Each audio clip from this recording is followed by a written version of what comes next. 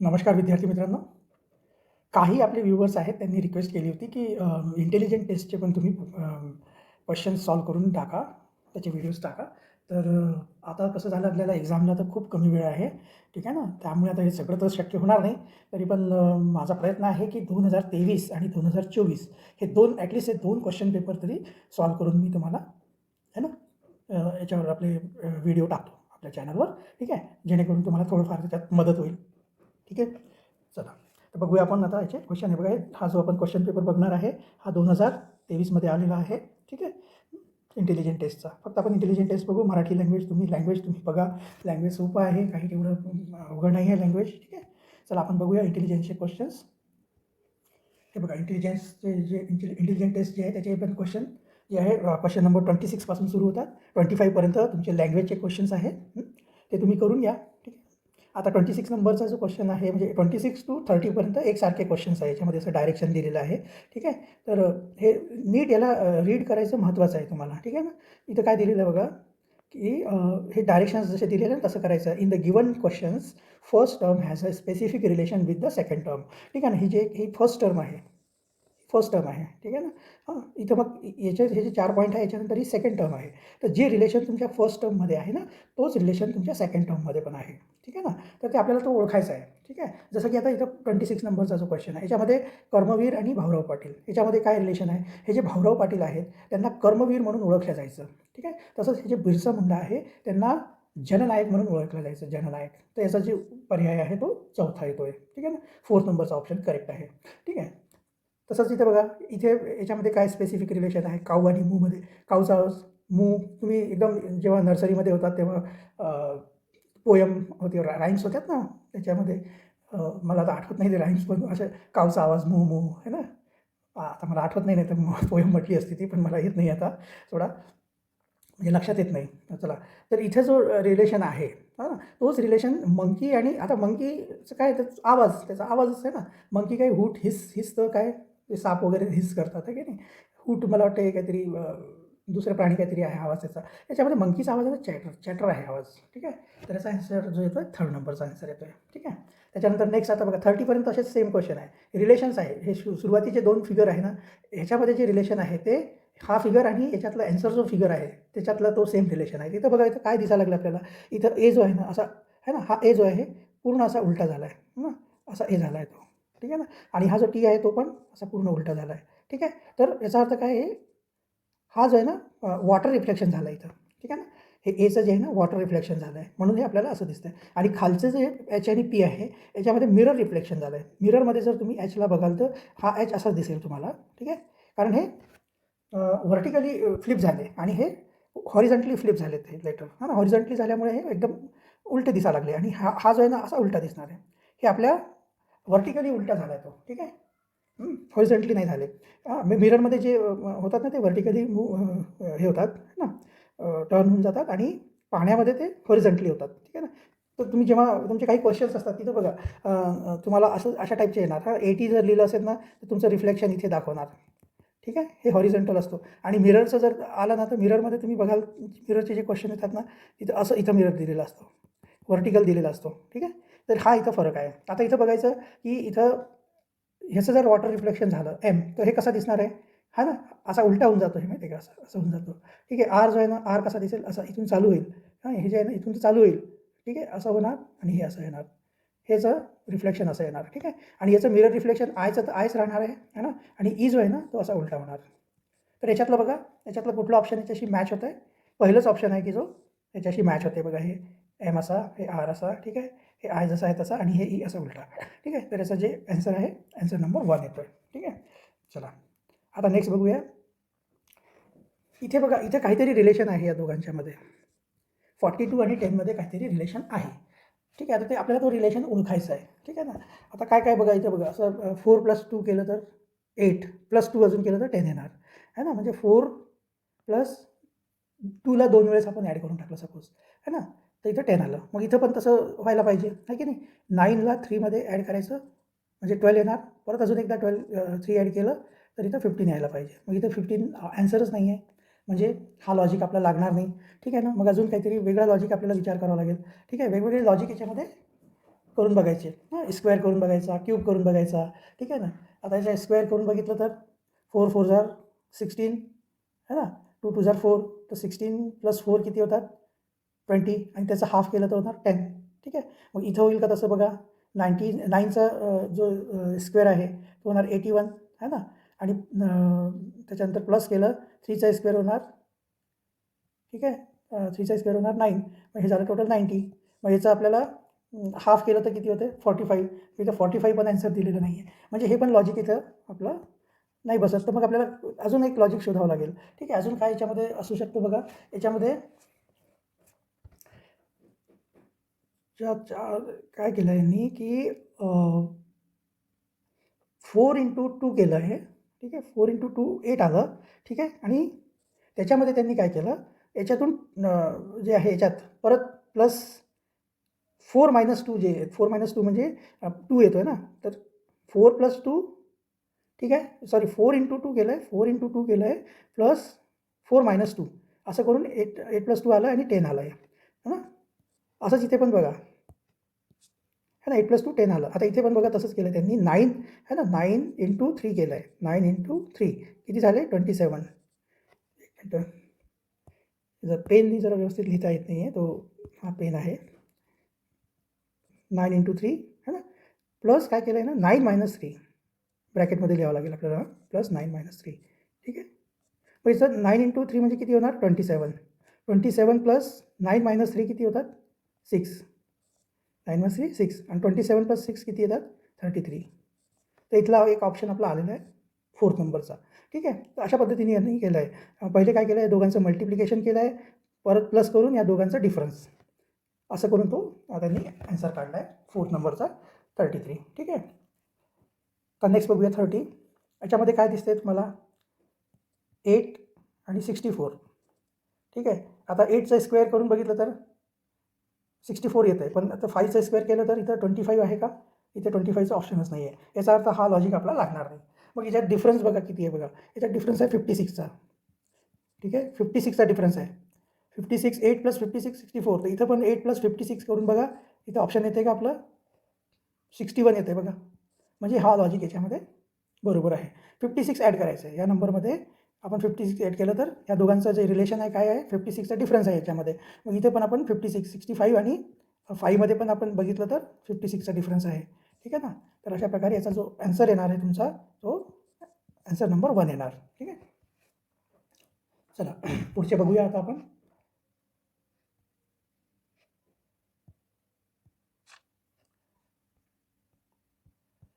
Question number 31 आणि 32 हे दोन्ही एकसारखे आहेत. Select the figure which exactly matches with the question figure from the 4 alternatives है ना, 4 अल्टरनेटिव्ह फिगर गिवन बिलो.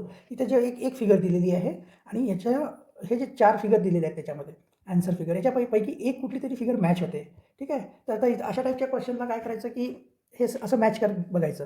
ठीक आहे. जसं आता याच्यामध्ये हे हे इथं डॉट, इथं डॉट, इथं डॉट, इथं डॉट आहे, इथं हे ब्लँकवाला डॉट आहे. तर म्हणजे हा तर ऑप्शन नसणार आहे. ह्याला विसरून जा, सोडून द्यायचं. आता नेक्स्ट बघायचं. हे बघा इथं जे आहे हे असे हे दिलेले आहेत ना, तर इथे पण आहे, इथे पण आहे, इथे उलटं आहे, म्हणजे हे पण सोडून द्यायचं. आता बघा इथं आता हे नेक, याचा नेक बघा सगळीकडे सारखा आहे का? नेक तर सारखा आहे. त्याच्यानंतर इथे लाईन्स बघा, इथे असे 1 2 3 4 लाईन दिलेले आहे, इथं 3 लाईन दिली म्हणजे हे नाही आहे. उरला कुठला? हा आहे, हाच आन्सर आहे त्याचा. ठीक आहे ना. इथं बघा हे 4 लाईन दिलेले आहे, सगळं सेम टू सेम आहे. ठीक आहे ना. त्याचा आन्सर येतो आन्सर नंबर 2. बस असंच करायचं, एक एक मॅच करत करायचं. जसं आता इथं बघा, इथे काय करायचं, इथं खालचे जे आहे ना डॉट हे मॅच करा. बघा सगळीकडे सारखे आहे. आता चारीपैकी कुठला तरी एक असणार आहे. त्याच्यानंतर याच्या वरचे हे फिगर बघा, हे वाले है ना, ह्या 2 पानासारखं हे बघा. इथं बघा एक डार्क आहे, राईटवाला डार्क आहे, लेफ्टवाला आहे ना शेड केलेलं नाही आहे, व्हाईट आहे समजून चला. इथे दोन्ही व्हाईट आहे, मग हा आन्सर नसणार आहे. हा किंवा हा असू शकतो. इथे पण व्हाईट आहे, हा नसणार आहे. आता या 2 पैकी कुठले आहेत? वरचे अजून हे 2 पानं बघा मॅच करा. इथं हे मिसिंग आहे इथला पान, म्हणजे हा पण नाही आहे. मग आन्सर कुठला येणार आहे? 3rd येणार आहे. असं करून तुम्ही मॅच करू शकता फिगर. ठीक आहे ना. एक एक त्याच्यातलं जे आहे ना ते मॅच करत जायचं. तुमचं बरोबर आन्सर आपोआपच येऊन जाणार लास्टमध्ये. चला नेक्स्ट आहे 33 number. If red, yellow, blue, green and pink colored buntings are stuck in the same order repeatedly, then at which position will be the yellow bunting get stuck? हा प्रश्न जरासा थोडंसं मला पण कन्फ्यूज झालं होतं. ठीक आहे. कसं आहे माहिती आहे का, हे बंटिंग म्हणजे काय असते, जे असं समजून चला की ते कापड असतात है ना, लाल रंगाचा एक कापड आहे. ठीक आहे. थोडंसं तुम्हाला हे लेंदी होईल, पण आपण करू याला. ठीक आहे. वेगवेगळे कलर करून दाखवू का? कळेल तुम्हाला. राहू द्या, कलर वगैरे करत नाही बसू. रेड, येलो, ब्ल्यू, ग्रीन आणि पिंक है ना. तर आपण याला लेटर्समध्ये लिहूया. ठीक आहे. काय होतं आहे की रेड आर करू है ना, येलो, त्याच्यानंतर ब्ल्यू, त्याच्यानंतर ग्रीन आणि पिंक असे 5 कलरचे कापड जे आहे ना, ते एकमेकांना असे जोडले. ठीक आहे. त्याच्यानंतर पुढचा पुन्हा हे 5 जोडल्यानंतर अजून त्याला 5 अजून जोडायचे. तर सुरुवात कुठून होणार? रेडपासून होणार है ना. हे 5 कापड जोडले एकमेकांना. ठीक आहे. त्याच्यानंतर अजून एक रेड, पुन्हा वाय, पुन्हा बी, ब्ल्यू है ना, पुन्हा ग्रीन आणि पुन्हा पिंक. हा कापड याच्यात परत जोडला. ठीक आहे. इथे येलो जो आहे कुठल्या पोझिशनवर आला बघा. हे 5 झाले.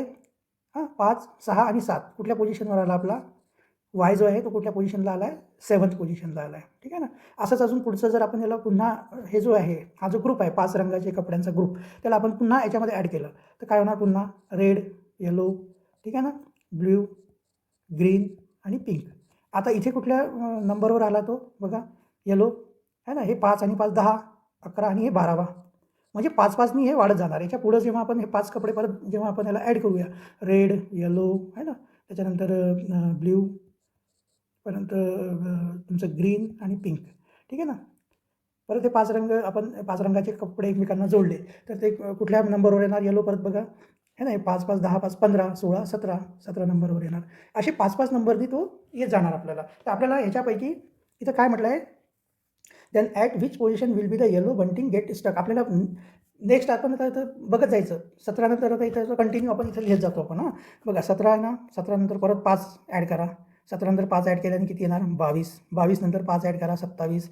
यापैकी इथं कधी नंबर जो दिसला ना, तिथे आपल्याला थांबून बघायचं मग. ठीक आहे. की कुठल्या नंबरला येतो तो येलो कलरचा जो बंटिंग आहे ना, तो कुठल्या ह्याला येतो. हां, ठीक आहे. 5-5 ॲड करत चला. हां, 27ला केलं, 5 ॲड केले तर किती येणार? 32. परत मग 37 है ना, 42 है ना, 47. इथे येत आहे का कुठं? हे बघा 39 आलं, 37 नाही आहे. 47 नंतर परत 52 है ना, 57 है ना, 62. हां, इथं कुठं दिसतंय का? 63 आलं आहे, 62 आलं आहे इथं. आपल्या याच्यामध्ये 62 यायला लागलं, इथं 63 आहे. हे ऑप्शन नाही आहे म्हणजे. परत अजून 5 ॲड केले तर 67, परत अजून 5 ॲड केले तर 72, परत अजून 5 ॲड केले तर 77 है ना. इथं 78 यायला लागलं आहे.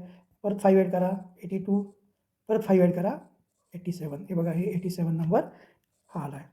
तर आपल्याला जर हे बंटिंग म्हणजे म्हणजे म्हणजे मला पण माहिती नव्हतं, मी पण कन्फ्यूज झालो होतो. पण माझी सिस्टर आहे, ती अमरावती जिल्ह्यात लोणी नावाच्या गावाला ती एका स्कूलमध्ये प्रिन्सिपल आहे. तिला मी विचारलं, तिने मला हे सांगितलं की असं असं असतं याचं.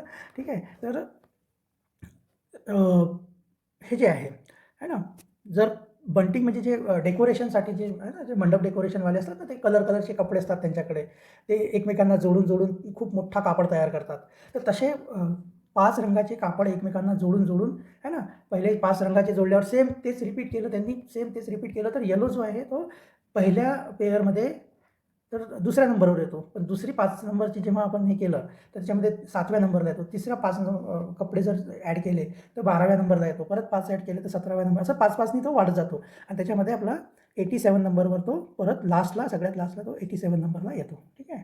तर अशा प्रकारे हा क्वेश्चन याला सॉल्व्ह केलेला आहे आपण. ठीक आहे. ही झाली लेंदी प्रोसेस. पण याच्यामध्ये मी असं जे ॲन्सर आहे याच्यामध्ये ना, सरळ त्यांनी काय केलेलं आहे की 87 डिवायडेड बाय 5 केलं आहे. है ना. डिवायडेड बाय 5 केल्यावर याचं जे रिमाइंडर आहे ना, हे किती वेळेस जाणार आहे बघा. इथं बघा, आपण करून बघूया. 87ला 5नी डिवाईड करायचं है ना. 5 1 5 है ना. हे झाले 3, 5 7 हे 7 आलं ना, 5 7 35. रिमाइंडर किती आलं? 2. आणि आपला जो येलो नंबर आहे ना, तो सेकंड पोझिशनला आहे. ठीक आहे. तर 87च एक असा नंबर आहे ज्याच्यामध्ये 5नी डिवाईड केलं तर 2 येतो. बाकीचे याला कुठंच येत नाही बघा. इथं 5 1 5 63ला 5 1 5 13, 5 2 3 येतो. इथं 5 7 35 केलं तर 4 येतो है ना. इथं 3 येतो, इथं 4 येतो. आणि इथे बघा 5 1 5 2 5 3 5 5 25 म्हणजे 3 येते. इथं पण 3 येतं आहे. फक्त इथं 2 येतो रिमाइंडर, म्हणून सेकंड नंबरचा ऑप्शन आहे. असं लॉजिक त्यांनी लावलेलं आहे. ठीक आहे. पण ते मला क्लिअर ते समजलं नव्हतं की एक्झॅक्टली बंटिंग काय आणि ते रिपीटेडली आल्यावर ते कुठल्या नंबरवर येतो. तर हा डिटेलमध्ये याचा ॲन्सर आहे आणि शॉर्टकटमध्ये करायचं असेल तर सपोज अशा टाईपचा क्वेश्चन आला तर नंबरमध्ये तुम्ही डिवाईड करून बघा, ठीक आहे. जो रिमाइंडर आला तो नंबरचा कलर इथं कन्सिडर करायचा, ठीक आहे. चला, तर थोडासा लेंदी होता हा, मला पण थोडासा कन्फ्युजिंग होता. आय होप तुम्हाला कळालं असेल. नसेल कळालं तर परत कमेंट करा. तुम्हाला मी पुन्हा प्रयत्न करेल, पुन्हा समजून सांगायचा प्रयत्न करेल, ठीक आहे. चला नेक्स्ट आता बघा 34 नंबरचा question. In a row Rajendra is standing in the middle of the row, ठीक आहे. His position is 23rd in the row. If in the same row Vishwas is standing at 25th position from left side, then which of the following alternative in his position from the right side in the row. ठीक आहे. आता एक row म्हणजे आपण जसं ना प्रेयरसाठी एका रोमध्ये उभं असतो, ठीक आहे ना, तशी एक रो आहे तिथं जे आहे समजा पहिल्या नंबरपासून चालू झाली, ठीक आहे. तर राजेंद्र जो आहे, ठीक आहे ना, राजेंद्र नावाचा जो मुलगा आहे तो 23rd नंबरच्या पोझिशनवर आहे, ठीक आहे. राजेंद्र, राज लिहू शॉर्टकटमध्ये. हां, त्याच्यानंतर पुढं गेल्यानंतर इकडं लास्टमधून है ना, लास्टमधून इकडं ही झाली लेफ्ट साईड आपली, ठीक आहे ना, हे लेफ्ट आहे आणि हे इकडं तर राईट येणार, ठीक आहे. इथे काय म्हटलं, if in the same row Vishwas is standing at 25th position from left. आता इकडून 25th पोझिशनला म्हणजे इथून फर्स्ट पकडलं तर इथं 25thला, ठीक आहे, 25th पोझिशनला, ठीक आहे. हा उभा आहे, कोण, विश्वास उभा आहे. तर याचा अर्थ किती आहे, टोटल स्टुडंट किती असणार आहे. हे बघा, हे 23 एकदम मिडलमध्ये आहे म्हणतोय, हा मिडल आहे म्हणजे इकडे किती असणार, इकडे टोटल 22 स्टुडंट असणार आणि इकडे पण किती असणार, 22 असणार, ठीक आहे. ठीक आहे ना, हा मिडलमध्ये आहे म्हटलं ना. 1 पासून 22 इकडं, 1 पासून 22 इकडं, 23व्या नंबरवर हा, तर 22 22 44 आणि एक हा एक याला पकडलं तर 45, म्हणजे लास्ट नंबरचा जो असेल मुलगा तो 45th नंबरचा मुलगा असेल लास्ट, ठीक आहे. आता इथून जे आहे ना, इकडून त्यांनी काय म्हटलं आहे की ह्याची जी पोझिशन आहे विश्वास आहे ना, विश्वास हा 25th पोझिशनला उभा आहे, कुठून, राईट साईडवरून, ठीक आहे.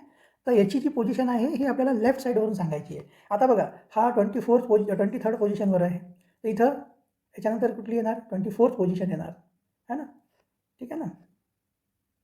आपल्याला कोणाची पोझिशन सांगायची आहे, विश्वासची पोझिशन सांगायची आहे ना, विश्वासची पोझिशन आपल्याला सांगायची आहे आणि तो कुठल्या पोझिशनवर आहे, कुठून,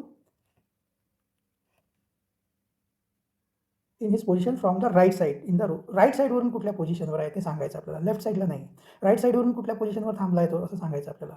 तर इथं बघा, इथं टोटल 22 आहे है ना, तर इथं 22वी पोझिशन इथे येणार आणि ही 23वी पोझिशन, तर ही कुठली पोझिशन झाली, 21वी 21st पोझिशन. त्याचा आन्सर जो आहे तो 1 येतो, ठीक आहे. राईट साईडवरून सांगायचं आहे, लेफ्ट साईडवरून तर त्याची 25 येते, पण इकडून जर आपण काउंट केलं तर इथं टोटल किती आहे, 22 स्टुडंट्स किंवा मुलं आहेत, ठीक आहे ना.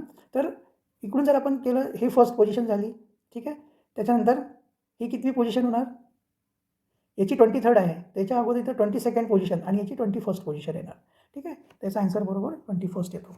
थोडं बघा, थोडं हे करा, थोडंसं याच्यामध्ये ना माइंडवर प्रेशर, बुद्धीवर प्रेशर द्यावं लागतं, तेव्हा ते आपल्याला त्याचं ॲन्सर कळते, ठीक आहे ना. तोच आहे शेवटी बुद्धिमत्ता म्हणतात त्याला मराठीमध्ये, बुद्धिमत्ता, बुद्धीचा प्रश्न असते हा, ठीक आहे ना. आपली बुद्धी किती तल्लख आहे, किती चालते आपली बुद्धी, त्याच्यावर हे प्रश्न सोडवता येते आपल्याला, ठीक आहे ना. तर बघा, तुम्ही हे प्रॅक्टिस केली तर व्यवस्थित जमून जाईल, असं काही नाही आहे. जवळपास म्हणजे काय होते, पॅटर्नच आहे याच्यामध्ये पण, थोडे थोडे पॅटर्नचे क्वेश्चन रिपीट होत राहतात, ठीक आहे. होऊ शकते की आता हा क्वेश्चन आता येणाऱ्या एक्झाममध्ये रिपीट होऊन जाईल, ठीक आहे ना. तर इथं प्रॅक्टिस केल्यावरच आपल्याला कळेल ना, आपल्याला डायरेक्ट तर कळतच नाही याच्यातलं, आहे की नाही. तर प्रॅक्टिस करायची बस, होऊन जाईल, ठीक आहे. तर चला आता नेक्स्ट बघूया, क्वेश्चन नंबर 35. अशा टाईपचा क्वेश्चन पण भरपूर येतात, ठीक आहे ना, एक डायरेक्शनवाले आहेत. When Rajnandini was returning to home from school, sun was setting towards her left side. In the same position she turn to her right side at the right angle. Then to which direction will her right hand point. आता इथं बघा, सगळ्यात पहिले directions बनवून घ्यायचे. तर तुम्हाला माहिती आहे ना, जसं आता नॉर्थ साऊथ है ना, नॉर्थ इकडे साऊथ असतो है ना, इकडे ईस्ट आणि इकडे वेस्ट असतो, हे तर सगळ्यांना माहितीच आहे, ठीक आहे. आता बघा, ही राजनंदिनी आहे ना, ती शाळेतून निघाली घरी जायला. तेव्हा सनसेट होत होता. ठीक आहे ना. आता सनसेट कुठं होतो आहे? Sun was setting towards her left side. Sun setting नेहमी वेस्टमध्ये होतो, हे सगळ्यांना माहिती आहे. ठीक आहे. तर जेव्हा ती शाळेतून घरी जायला निघाली तर तिच्या डाव्या हाताला लेफ्ट है ना, तिथं लिहिलं ना हर लेफ्ट साईड, तिच्या लेफ्ट साईडला सनसेट होत होता. इथं बघा हे तिचं डायरेक्शन कसं असेल, ती इकडून अशी चालली असेल, तिची शाळा इकडं कुठंतरी असेल. ठीक आहे. समजलं का. साऊथ डायरेक्शनमध्ये तिची शाळा असेल आणि ती नॉर्थ डायरेक्शनला चालली, तेव्हा कुठे तिच्या लेफ्टला, ही लेफ्ट साईड झाली है ना, ही लेफ्ट साईड आहे, ते तिच्या लेफ्टला सनसेट होतो आहे. पण ती पुढं गेल्यानंतर तिने काय केलं, परत in the same position she turn to her right side. Right साईडला टर्न घेतला तिने डायरेक्ट 90 अँगलला, 90 डिग्रीला है ना, at right angle. Right angle म्हणजे 90 डिग्री. डायरेक्ट असं असं तिरपं तारपं नाही घेतला, डायरेक्ट राईट अँगल. कारण इथे पण डायरेक्शन्समध्ये इथं राईट अँगल असतो. म्हणजे आता ती कुठल्या डायरेक्शनला फेस केला तिने, ईस्ट डायरेक्शनला चालली आहे ती. तर त्या केसमध्ये जेव्हा ती इकडे चाललेली आहे, आता हिचं इकडं आपण जर बघितलं तर हा लेफ्ट साईड होणार तिचा, हा लेफ्ट होणार आणि इकडचा जो भाग आहे तो राईट होणार. ठीक आहे ना. तर ह्या केसमध्ये काय म्हटलं आहे त्यांनी की then to which direction will her right hand point. आता याच्या राईट हँड पॉईंटला कुठलं डायरेक्शन येणार, इथं बघा राईट हँड साईडला कुठलं डायरेक्शन येतं, पुन्हा साऊथच येतो आहे. त्याचा आन्सर कुठला येतो, आन्सर नंबर 2 येतो आहे, साऊथ. ठीक आहे. तर अशा प्रकारचे थोडेसे कन्फ्युजिंग क्वेश्चन्स असतात हे. थोडं असं आपल्याला काहीतरी फिगर वगैरे काढून काहीतरी करून आपल्याला त्याचा आन्सर फाइंड करावा लागतो. ठीक आहे. चला बघूया आपण आता पुढचे अजून क्वेश्चन. आपण 40पर्यंत बघूया, 15 क्वेश्चन बघूया. हां, त्याच्यानंतर पुढच्या व्हिडिओमध्ये अजून 15 आणि लास्टला 10 क्वेश्चन असं करूया आपण. हां, एकाच वेळेस ते सगळे क्वेश्चन थोडंसं कठीण होऊन जाते आणि व्हिडिओ पण थोडा मोठा होऊन जाईल ना, मग तेवढा मोठा व्हिडिओ बघायला तुम्हाला कंटाळा येईल. ठीक आहे. चला बघूया आपण पुढच्या 36 नंबरचा क्वेश्चन. हे बघा 36 नंबरचा क्वेश्चन आहे, if Sonal's third birthday was on 19 September 2004 which was Thursday, then on which day will her 12th birthday ओकेवर. ठीक आहे. एक मिनटं जरा थोडं थांबा. तर इथं तुमचे कॅलेंडरचा क्वेश्चन आहे हा. आता कॅलेंडरमध्ये तुम्हाला काही गोष्टी तुम्ही लक्षात ठेवा. आपण मॅथमॅटिक्समध्ये पण असे क्वेश्चन येतात. ठीक आहे. तर त्याच्यामध्ये काय असतं की समजा आज जसं आता किती आजची डेट किती आहे, 27 जानेवारी आहे. ठीक आहे ना. 27 जानेवारी 2025. पुढच्या वर्षी, ठीक आहे, हा नॉन लीप इयर आहे 25. ठीक आहे ना. मागच्या वर्षी लीप इयर येऊन गेला, आता हा नॉन लीप इयर आहे. आता पुढचा लीप इयर कधी, 4 वर्षांनीच येणार डायरेक्ट 2028मध्ये. आता हा जो आहे नॉर्मल इयर आहे 25. याच्यामध्ये पुढचा जो 27 जानेवारी 2026ला कुठला डे कुठला असणार आहे, आज आहे मंडे. तर पुढचा जो आहे तो असणार आहे एक दिवस पुढे जाणार. ठीक आहे. नेक्स्ट 27 जानेवारी 2026ला जो आपला वीक डे आहे तो ट्यूजडे येणार. प्रत्येक नॉर्मल जो इयर असतो त्याच्यामध्ये एक एक दिवस पुढे ढकलत जातो. हां, एक एक दिवस पुढे जातो सेम डेटला. ठीक आहे. आणि जो लीप इयर असतो सॉरी लीप इयरमध्ये 2 दिवस पुढे जातो तो.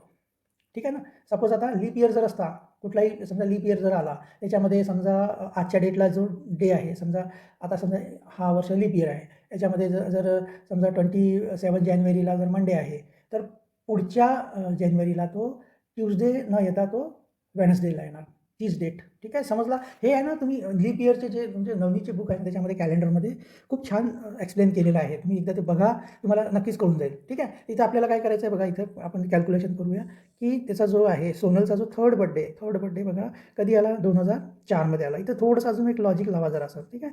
थर्ड बर्थडे जो आहे तो कधी आला आहे, 4मध्ये आला आहे. मग फोर्थ बर्थडे कधी येणार आहे तिचा, फोर्थ बर्थडे येणार आहे 2005मध्ये येणार आहे. ठीक आहे ना. हे डेट तर सेम राहणार. ठीक आहे ना.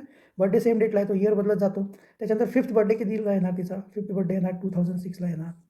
एक गोष्ट तुम्हाला लक्षात यायला लागली का, की हा थर्ड बर्थडे आहे 4ला आला, फोर्थ आहे तर 5ला आला, फिफ्थ आहे तर 6ला आला. मग असं करत करत तुम्ही गेले तर 12th बर्थडे कधी येणार हो त्याचा, सोनलचा, तिचा सॉरी तो नाही आहे, तो ती आहे. 12th बर्थडे कधी येणार सांगा. याच्यापेक्षा एक वर्ष पुढं म्हणजे 2013ला येणार. आता इथे बघा, इथे आता थोडंसं एक कन्फ्युजन हे पण आहे की पहिलाच वर्ष जो आहे 2004 तो लीप इयर आहे, कारण याच्यामध्ये 4नी डिवाईड होतो. आलं ना. 2004 जो आहे तो 4नी डिवाईड होतो कम्प्लिटली, तर हा लीप इयर आहे. पण एक लक्षात ठेवा, लीप इयर जो आहे हा याच्यामध्ये फेब्रुवारी जी डेट आहे, फेब्रुवारी मंथ जो आहे ना तो गेला आहे. आपला सप्टेंबरपासून आपण पुढचे दिवस काउंट करतो आहे. तर इथं जे आहे ना, इथं आपल्याला तो जो आहे म्हणजे लीप इयरमध्ये 2 दिवस काउंट करायचं, तो इथे नाही होणार. जर ही डेट जे फेब्रुवारीच्या अगोदर असती तर मग ते तुम्हाला तिथं 2 दिवस काउंट करावं लागले असते. तर इथं बघा, इथं थर्सडे होता कधी 3rdला, तर इथं जे आहे 5thला काय असणार आहे, एक दिवस पुढे फ्रायडे, इथं एक दिवस पुढे असणार फ्रायडे, मग नंतर इथे असेल सॅटर्डे. असं करता करता जर तुम्ही बघितलं, हे बघा 2013 पासून 2004पर्यंत किती टोटल इयर्स असणार आहे, 9 इयर्स असणार आहे, 9 इयर्स. ठीक आहे. ह्या 9 इयर्समध्ये तुम्ही बघा, मध्ये आता 6 झालं, 7, 8, 2008 जो आहे ना तो लीप इयर येणार, 2008 जो आहे ना तो लीप इयर येणार. त्याच्यानंतर 9, 12, 9, 10, 11 आणि 12, 2012 जे आहे ते पण तुमचा लीप इयर येणार. असे 2 लीप इयर येतात. 7 इयरमधले 7 नॉर्मल इयर येतात आणि 2 लीप इयर येतात. तर 7चे तर एक दिवस पुढे जाणार, म्हणजे 7 डेज पुढे जाणार, आणि 2 लीप इयरचे 4 दिवस पुढे जाणार. ठीक आहे, कारण एक दिवस वाढलेला असतो त्याच्यामध्ये. असे करून टोटल 11 दिवस पुढे ढकलल्या जाणार तिचा बड्डे. कुठला 12वा बड्डे जो आहे तो 11 दिवस पुढे ढकलल्या जाणार. आता 11 दिवस म्हटले तर त्याच्यातून 11मधून तुमचे 7 दिवस नंतर तुमचं काय येतो, 7+4 आहे ना, तर 7 दिवसानंतर तर सेम डे रिपीट होतो, थर्सडे. ठीक आहे, त्याच्याचे जे 4 दिवस आहेत ते काउंट करायचे. थर्सडे नंतर फ्रायडे है ना, सॅटर्डे, संडे आणि चौथा दिवस कुठला आहे तो मंडे. त्याचा ॲन्सर जो आहे ना तो मंडे येतो आहे. ठीक आहे, जरा समजून घ्या व्यवस्थित याला. थोडंसं लेंदी असतात हे क्वेश्चन, थोडे कॅलेंडरवाले, पण इझी आहे. एकदा जर कळालं ना तर तुमचे जे ते रूल्स आहेत ते जे कॅलेंडरचे ते व्यवस्थित तुम्ही रीड करून घ्या, तुमचं नक्कीच ते कळेल तुम्हाला व्यवस्थित. ठीक आहे, चला आता पुढचं आपण बघूया. त्याला थोडंसं आता मला इरेज करावं लागेल इथे थोडंसं, त्या क्वेश्चनवर येऊन गेलं की क्वेश्चन रीड करता नाही येणार. चला पुढचा क्वेश्चन आहे 37 नंबरचा. In the year 2020 republic day was celebrated on Saturday, then in the same month है ना, which day will occur only 4 times. आता हा पण थोडासा ट्रिकी, म्हणजे काय, आता तेवढा ट्रिकी पण नाही आहे. एक याच्यामध्ये पण एक हे आहे, कॅलेंडरचा एक रूल आहे की कुठलाही जो 31 डेचा जो आपला जो रिपब्लिक डे जो जानेवारीमध्ये येतो ना, आहे की नाही, 26 जानेवारीला, कालच झाला आहे आपला रिपब्लिक डे. तर 26 जानेवारीला असतो नेहमी, तर डेट नाही दिलेली, डे है ना, सॅटर्डे दिला आहे ना, रिपब्लिक डे म्हणजे 26 जानेवारी. तर कुठलाही जो 31 डेचा मंथ आहे आपला, जो जानेवारी जो आहे 31 डेचा मंथ आहे, 31 डेचा मंथ असेल आणि त्याच्यामध्ये जे 29, 30 आणि 31 ह्या दिवशीचे वीक डेज येतात. ठीक आहे ना, समजा इथं जे काही येईल मंडे, ट्यूजडे, वेनसडे, ठीक आहे ना, हे जे 3 जे दिवस असतात ना ते 5 वेळेस येतात. समजलं का, त्या मंथमध्ये 5 वेळेस येत असतात ते. म्हणजे 5 मंडे असणार आहे, 5 ट्यूजडे असणार आहे आणि 5 वेनसडे असणार आहे. बाकीचे जे उरलेले जे दिवस आहेत ते 4 वेळेस येतात. तर आपल्याला तेच फाईंड करायचं इथं की then in the same month which day will occur only 4 times. फक्त 4 वेळेस कुठले येणार आहे. तर इथं बघा, इथं आपल्याला काय करावं लागेल की 26 जानेवारीला कुठला डे होता, तर लिहिला आहे सॅटर्डे होता. मग 27ला कुठला असणार आहे ना, 27ला इथं बघा, इथून 27पासून काउंट कर, 27, 28, त्याच्यानंतर 29, 30, 31ला कुठला डे होता ते आपल्याला कळेल.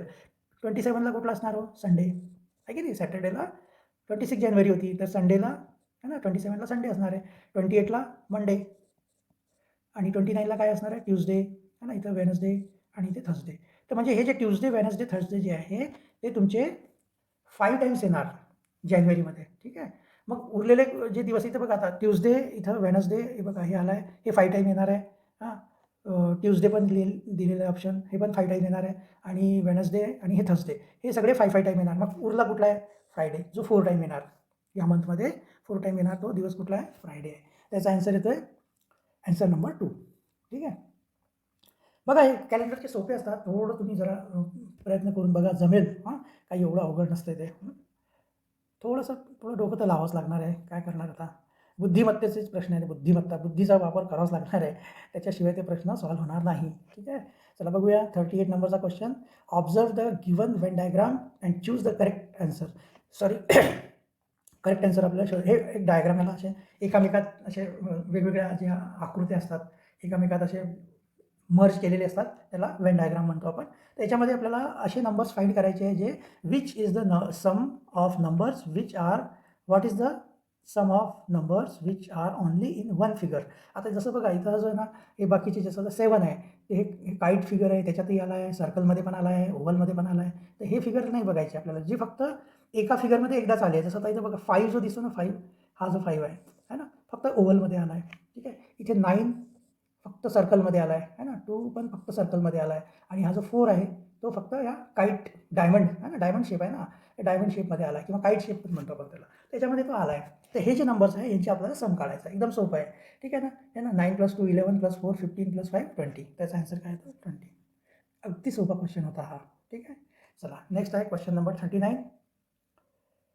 In the given square pattern select the correct option to replace the question mark. आता अशा टाईपचे जेव्हाही क्वेश्चन आले की ह्या नंबरमध्ये आपल्याला रिलेशन बघावं लागते, की जसं आता ह्या बॉक्समधला जो पहिल्या बॉक्सचा जो नंबर आहे आणि दुसऱ्या बॉक्सचा नंबर आहे, याला काहीतरी मल्टिप्लिकेशन, काहीतरी स्क्वेअर, क्यूब, काय काय सगळं प्रयत्न करून बघावं लागतात. मग ते येते का कुठलं तरी, किंवा असं होते याचा स्क्वेअर आणि याचा स्क्वेअर प्लस हे येतं आहे, किंवा याचा क्यूबला प्लस केलं तरी येतं आहे, किंवा असं होते याचा क्यूब काढा, याचा पण क्यूब काढा, प्लस याचा स्क्वेअर प्लस याचा स्क्वेअर, तसं करून मग ॲन्सर येतो. असे खूप सारे लॉजिक आपल्याला लावून बघावं लागते आणि ते सगळीकडे ॲप्लिकेबल झाले पाहिजे. इथं जर जो लॉजिक लागला आहे तो इथे पण झाला पाहिजे, मग तो इथे ॲन्सर त्याचा आपल्याला लिहिता येते. तर इथे बघा स्क्वेअर करून जर बघितलं आपण तर 2 × 4 4 4 × 16, 4 + 16 20 होतात, 36 तर येत नाही, ठीक आहे. मग आपण जर क्यूब केलं तर काय होणार बघा, क्यूब केल्यावर हे होतं 8 है ना, आणि हे किती होतात 64 है ना, हे किती होतं 4 4 = 16, 16 4 = 64, तर 64 आणि हे होतं 8, ठीक आहे ना. तर हे तर जी नंबर आहे ही किती होऊन जाते बघा 72 होऊन जाते, याच्यापेक्षा डबल आहे. याचा अर्थ आहे की याला जर आपण याला हाफ करून टाकलं, ÷ 2 केलं तर हे आन्सर यायला लागला आहे. तर असंच इथे पण बघा, इथे ती लॉजिक लागते का बघा, 1चं क्यूब केलं तर किती येतोय 1, ठीक आहे. 7चं क्यूब केलं तर किती येणार आहे, 7चं क्यूब केल्यावर 7 7 = 49, 49 7 = अरे बापरे, 49 7 = तर किती येते आता माहितीच नाही आहे. तर आपण टेबल कसे काढायचे आहे ना, ते एक खूप छान आयडिया आहे बघा. म्हणजे हे फक्त 19च्या याला चालते बरं का, लक्षात ठेवा. जिथं युनिट प्लेसला 9 आहे, जसं आता 49चा टेबल आपल्याला लिहायचा आहे ना, ठीक आहे. इथं काय करायचं बघा, 19चा जर टेबल असेल तर 2 2 प्लस करावं लागते, 29चा असेल तर 3 3 करावं लागेल, 39चा असेल तर 4 4 करावं लागेल, आणि 40चा असेल तर 5 5 प्लस करावं लागेल. याच्यात 5 5 प्लस करत चला बघा. याच्यात येणार 5 प्लस केलं तर येणार आहे 9, परत 5 प्लस केल्यावर येतात आहे 14, परत 5 केलं तर 19, परत 5 प्लस केलं तर 24, 5 5 करत चला 29, त्याच्यानंतर 5 केले तर अजून 34. आपण 49चा टेबल काढतो आहे हां, थोडंसं हे तुमच्या एक्स्ट्रा नॉलेज हां. त्याच्यानंतर 5 केलं तर 39, त्याच्यानंतर अजून 5 केले तर 40, किती येणार 44, आणि अजून 5 केलं तर किती येणार 49. म्हणजे इथं लास्ट आहे ना 49, म्हणजे इथं टेबल संपतो. आता इथं काय करायचं, इथून असं उलटं 0, परत 1 2 3 4 5 6 7 8 आणि इथं 9, 49चा टेबल तयार झाला. पण हे सगळीकडे ॲप्लिकेबल नाही आहे, लक्षात ठेवा. असे नंबर ज्यांच्या लास्टमध्ये 9 येतो तिथेच ॲप्लिकेबल आहे. 19चा टेबल बघा, 19चा टेबल एकदम इझी आहे. याला प्रत्येकाला हे जे 1 आहे ना, याला 2 2 ॲड करत चालायचं. 1ला 2 ॲड केलं तर येणार 3, मग परत 2 ॲड केलं तर 5 + 2 7 + 2 9 + 2 11 + 2 13 + 2 15 + 2 17 + 2 19. आता इथून 0 1 2 3 4 5 6 7 8 आणि हे 9, हा 19चा टेबल तयार झाला, ठीक आहे. तर इथं आपल्याला काय करायचं आहे, तर कुठं चाललं गेलो आपण 7, 7 7 = 49, आणि 49 7 = इथे बघा, हे 49 1 = 49, 1 = 2 = 3 4 5 6 7 343 आहे ना, 343. तर 343 + 1 किती झाले 344, आणि याला जर आपण 2नी डिवाईड केलं, हाफ केलं याला, तर ते बघा 3 1 = 3 3 7 = 14 आणि 3 2 = 4, तर 172 यायला लागलं इथं. याचा अर्थ आहे की हा जो लॉजिक आहे आपला, हे तुम्ही थोडंसं कन्फ्यूज झाले असेल, हे थोडंसं साईडला ठेवा. इथं बघा, पहिल्या याच्यामध्ये आपण काय लॉजिक लागला, इथं 2चा क्यूब आणि 4चा क्यूब केल्यावर, ठीक आहे ना, 72 येते दोघांना ॲड केल्यावर, आणि त्याचे हाफ जर केले आपण तर 36 येतो आहे. तर सेम आपण इथं 1चा क्यूब केला तर 1 येतो आहे, 7चा क्यूब केला तर 343 येतो आहे. या दोघांना ॲड केल्यावर याचा हाफ जर केला तर 172 येतो. तर सेम इथे पण आपल्याला असा लॉजिक लावावं लागेल. आता इथं हा नंबर तर नाही आहे, मग आता याच्यावरून आपल्याला लॉजिक लावावं लागेल. कसं, याचे डबल करा, 76चे डबल करायचे, इंटू डबल. इथं हाफ करायला लागलो तर इथं डबल करावं लागेल. 6 2 = 12, ठीक आहे. त्याच्यानंतर 1 कॅरीवर झालं, 2 7 = 14 + 1 52. आता हे 152 मधून याचा क्यूब किती येतो, 125 येतो. 5 5 = 25 इंटू 5 125 आहे की नाही. आता याला हे मायनस करा, हे किती येते 12 - 5 केलं तर 2 है ना. सॉरी 7, 12 मायनस 5 केले तर 7, ठीक आहे. इथं झालं 4, 4 मायनस 2 केले तर झाले 2, 27. हा कुठल्या नंबरचा क्यूब आहे? 3चा क्यूब आहे. 3 3 जा 9, 9 3 जा 27. तिथे कुठला आन्सर येतो? 3. याचा आन्सर आहे ऑप्शन नंबर 2. ठीक आहे. चला बघा, हे याच्यासाठी इथं 7चा क्यूब काढायसाठी मला हे एवढं सगळा कुटाणा म्हणतात आमच्या इकडे सोलापूरला, कुटाणा, एवढा कुटाणा केला. ठीक आहे. चला बघून घ्या, व्यवस्थित आहे, काही एवढं नाही आहे. तुम्ही जे लॉजिक आहे ते नीट समजून घ्या. चला सगळ्याला इरेज करावंच लागेल. चला आता आपण लास्टवाला क्वेश्चन बघूया, त्याच्यानंतर आपण इथेच थांबूया. आपण पुढच्या व्हिडिओमध्ये बघू बाकीचे क्वेश्चन. ठीक आहे. चला आता एक नेक्स्ट क्वेश्चन काय सांगतो पटकन बघा इथं, की observe the pattern in the following circles and find the correct answer to replace the question mark from the given alternatives. ठीक आहे ना. इथं आपल्याला इथं पण तेच करायचं आहे, सगळं करून बघायचं आहे. याचा स्क्वेअर क्यूब काढून हे मधली नंबर आणायची आहे. तर इथं यांनी काय काय केलं, इथं काय केलं आहे की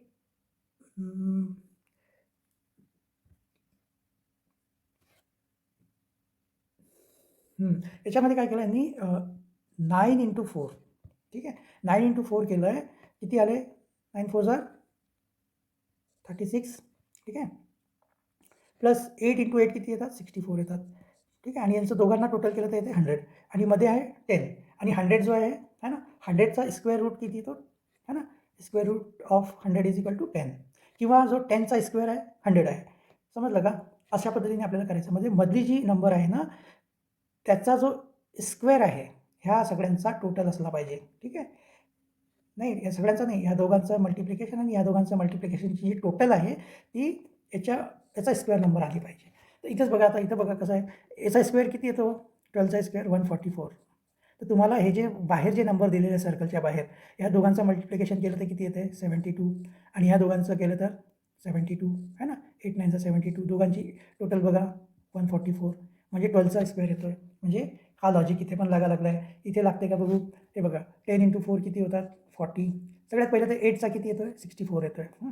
आता 10 × 4 केलं तर 40. 8 × 3 केलं तर किती होतं आहे? 24. मग याच्यामध्ये ॲड करा, इथं 4 आणि इथं 6, म्हणजे 64 या लागला आहे. आणि 64चा स्क्वेअर रूट आहे 8, म्हणजे हे आन्सर या लागलं आहे. इथं पण ते पण या लागलं आहे. इथं 100 या लागलं आहे ना. इथं 144, इथं 64. हे 100 म्हणजे का? 10चा स्क्वेअर, हे 12चा स्क्वेअर, हे 8चा स्क्वेअर. ठीक आहे. आणि आपण याच्या अगोदर एक व्हिडिओ टाकला आहे, स्क्वेअर कसे काढायचे, स्क्वेअर काढायची शॉर्टकट पद्धत टाकलेली आहे. ते नक्की आवर्जून बघा, ते तुम्हाला बघा इथे कामी पडेल. तर इथे आपल्याला आता कुठला नंबर येईल बघा. इथे काय करावं लागेल? 9 × 9 किती होतात? 81. ठीक आहे. आणि 5 × 8 किती होतात? 5 8 जा 40. ठीक आहे. आता किती आलं याचे टोटल केल्यावर? 121. आता हे जे 121 आहे ते कुठल्या नंबरचा स्क्वेअर आहे? 11चा आहे ना. 11 स्क्वेअर जो आहे, म्हणजे 11 × 11 121 होतं आहे. म्हणजे इथं आन्सर कुठला येणार आहे? 11 येणार आहे. ठीक आहे. तर याचा आन्सर आहे बघा, आन्सर नंबर 1. ठीक आहे. चला, तर आता सध्या आपण इथे थांबूया, कारण हे इंटेलिजंट आहे ना, इंटेलिजंट टेस्ट खरं तर मॅथ्सपेक्षाही अवघड आहे की नाही. मॅथ्स तरी सोपं जाते एकदाचं, पण हे खूप कठीण जाते जरासं. पण ते कसं झालं, मी ते इंटेलिजंट टेस्टचे व्हिडिओ सध्या आपण याच्यासाठी नाही टाकले, की मला माहिती होतं एवढ्या कमी वेळात पूर्ण इंटेलिजंटचे जे क्वेश्चन्स आहे ना ते कव्हर नाही झाले असते. कारण मी हे जे स्कॉलरशिपचे जे व्हिडिओज आहे ते डिसेंबरमध्येच चालू केलेत है ना तयार करायला. त्यामुळे आपल्याला यावेळेस तर वेळ नाही मिळाला. पण आता पुढच्या वर्षीचे जे आहे ते मी जरा लवकर तयार करायला लागेल, जेणेकरून वेळेच्या अगोदर पूर्ण सिलेबस कव्हर झाला पाहिजे. ठीक आहे. आता आपल्याला वेळ नव्हता म्हणून आपण इंटेलिजंटला स्किप केलं होतं. ठीक आहे. तर चला भेटूया आपण पुढच्या व्हिडिओमध्ये, आणि पुढचे अजून 15 क्वेश्चन्स बघूया फक्त. ठीक आहे. चला, धन्यवाद.